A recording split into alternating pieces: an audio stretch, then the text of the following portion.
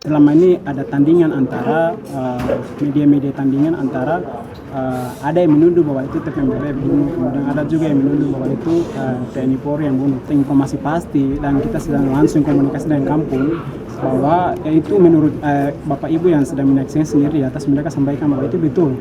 Sebelum beliau meninggal itu orang tua sudah ketemu dengan kita mama sudah ketemu dengan beliau yang setelah dapat tembak. Nah, dia habis nyawa ketika di tangan mama orang. Jadi mereka bilang dia sendiri sampaikan bahwa dia dibunuh oleh tentara sendiri.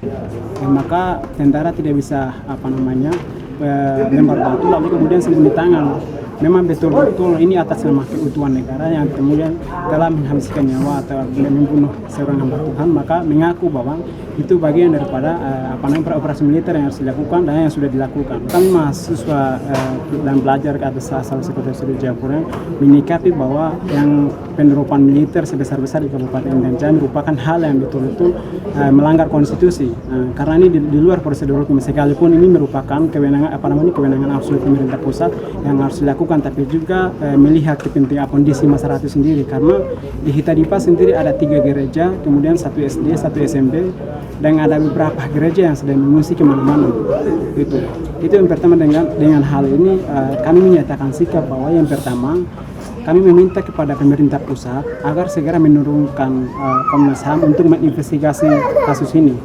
Itu yang pertama. Kemudian yang kedua, kami juga meminta untuk pemerintah Indonesia segera mengizinkan media asing masuk dan melihat situasi yang sedang terjadi tidak hanya di Kabupaten Intan Jaya tapi juga di Timika, Pegunungan Bintang dan Dugama. Itu yang kedua. Kemudian yang terakhir, kami meminta dan meminta kepada pemerintah pusat segera menarik kembali militer organik maupun non-organik yang sedang berdomisili di Kabupaten Intan Jaya yang dikirim melalui terang-terangan dan juga yang dikirim melalui diam-diam. Karena kehadiran mereka itu membuat masyarakat trauma dan sangat trauma, begitu. Itu ya mungkin sikap kami mahasiswa dan pelajar asal Sudut Jayapura. Ini ada 2 hal yang perlu saya sampaikan, yang lain semua sudah sampaikan oleh beliau saya.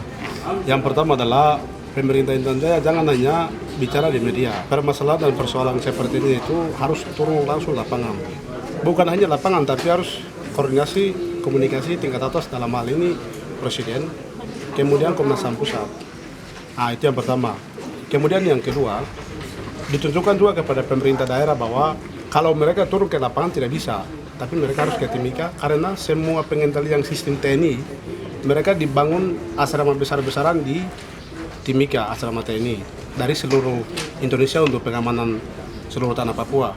Sehingga pemerintah harus koordinasi, komunikasi dengan pimpinan TNI yang ada di Timika. Itu yang pertama. Kemudian yang kedua, mulai dari tahun 2019 sampai tahun 2020, ada sekitar 5 orang yang dibunuh oleh TNI. Itu benar mereka yang bunuh. Nama-nama sudah jelas semua. Tahun sudah jelas, status mereka sudah jelas. Tetapi ruang demokrasi jangan dibungkamkan oleh beberapa media yang ada. Termasuk Polda kemarin, Kabal Humas, dia kasih keluar satu berita bahwa ini OPM yang bunuh, bukan dari TNI. Bukan, ini TNI yang bunuh, sudah jelas. Sehingga semua ini kami minta kepada media internasional langsung masuk di Papua dan Intan Jaya. Mungkin tampang dari beliau seperti itu. Terima kasih.